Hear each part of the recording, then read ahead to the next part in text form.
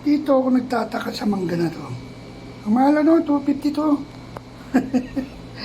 Oh, anong laki, no? Parang ang liit naman. Tignan mo. Oh. Ang liit. Hindi, malaki yan. Kala mo lang. Tignan mo, ha. Wala na akong mukha. O, di ba, malaki? Nahinog na, oh. Nabubulok na, oh. Bubuksan natin. Hinog na pala, oh. Ano kaya lasa nito? Kaya binili ko to dahil magbibini ako, eh. Para meron akong lahi. Lahi. Yan, oh.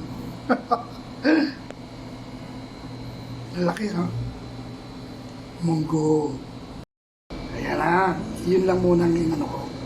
Tapos patitigman ko siya. Magugustuhan. Ayan na, chinap-chap kong maliliit. Manggang hinog. Sarap.